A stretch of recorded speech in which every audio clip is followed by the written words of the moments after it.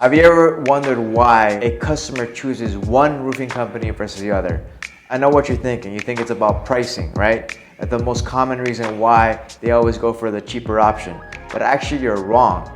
The pricing is only right in the middle. And in this video, we're going to show you exactly the reasons why a roofing company gets chosen for a customer job versus another.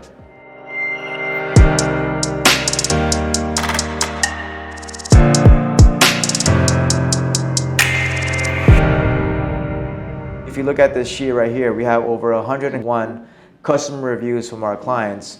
And what we did is look at the most common reasons why a roofing company gets a good review versus the most common reasons why a roofing company gets a negative review. And here are the rules, right? Just give you an overview of this, right? There must be at least 100 reviews for your product or related products from the competitors. We will only include reviews that have more than 250 characters, high emotions, or high frequency, right? What this means is that somebody took the time to actually write a decent review or a negative review. So that actually means more because they're investing more time into that, right?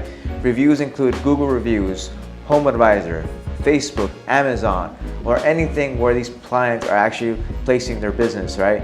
After placing them, we reorder reviews based on length, with longer reviews first, and based on short reviews being last, right? I mean, also the competitor reviews, what we did is we found competitor reviews close to the same area and really determined which ones were actually better versus the other, right? And we also use bold fonts to indicate the most common words that we found on a continual basis. So here are the actual reasons why somebody left a positive review and why they left a negative review. So let's go over the data.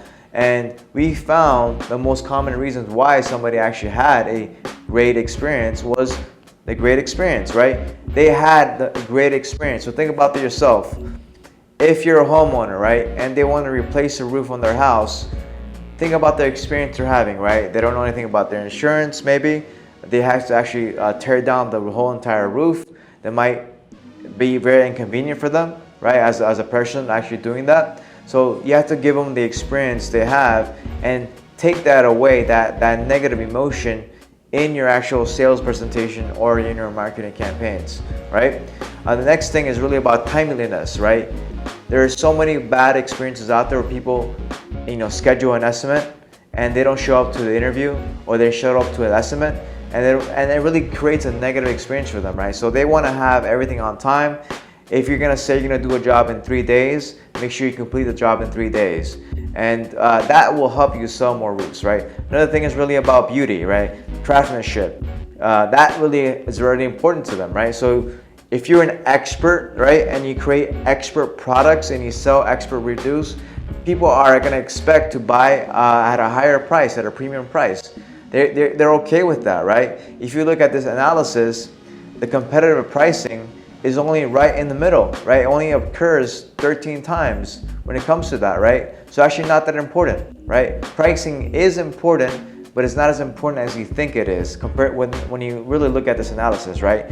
The most important things, again, creating a great experience, right? Paying attention to detail, making sure your work is awesome, having great craftsmanship, and also making sure that you're on time, you say what you're gonna do, and you're also professional. Professional is one of the most important things that people look for. So that's a great word to use in your marketing campaigns, in your advertising campaigns, and also in your sales presentation. So these are some of the things that really help with your marketing, right?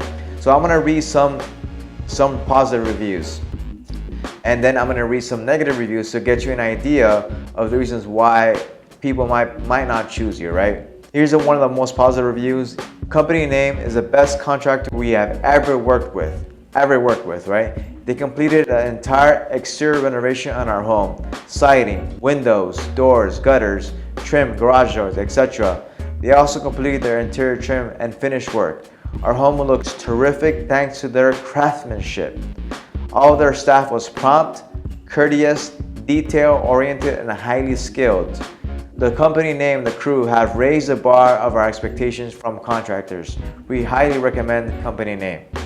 That's a great review, right? Think about the words they use. Think about how you can actually use those words, that psychology, to actually sell more roofs.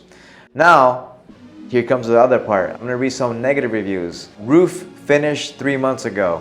I've called, texted, and emailed more times than I can count. I need a final invoice to my insurance company so I can get my recoverable depreciation. My contact is no help. The office referred me to my contact. The corporate numbers are sales only, and they tell me that someone will call me back, but no one ever does. All I need is a final invoice to my insurance company. Help. So think about that, right? That person obviously didn't pay any attention. They never got back to them. So how can you use that for their sales, right? So if that person is feeling that in their emotion, when you're selling your roof or when you're actually doing your campaigns, we're gonna be on time. We're prompt. We respond to every complaint in our sales. So anybody has problems, we're very responsive in our campaigns, right? Another one, right? This is gonna be pretty funny right here. Company workers were intoxicated for 2 to 3 days while working on our roof. They left broken beer bottles and caps all over our property. They also created a urinal with a bag of sand and urinated on the side of my home. When I called to complain, not offer an apology or compensation for the cleanup. They even claimed their crew chief did not know they were drinking, even though we caught them on our home video cameras. And in the review, you can actually see the picture of the actual crew worker drinking on the job. So think about that, right? How you can use that for yourself. So you have your competitors doing that for their business, how you can use that for your own benefit to help you really sell more roofs. So I hope you guys really like this video. Comment below if you have any questions or concerns, and we'll talk soon. Thank you for watching this video. Very excited. If you want to learn more information about how we can work together and how we can actually help scale your roofing company in the next 12 months, then I highly recommend that you click on the link below and book a strategy session. In that strategy session, we'll learn about your goals, your objectives, and understand where you are in your business and create a blueprint that help you reach those goals and those objectives in the next 12 months using digital marketing, specifically Google advertising and Facebook marketing campaigns. So hope to see you guys soon.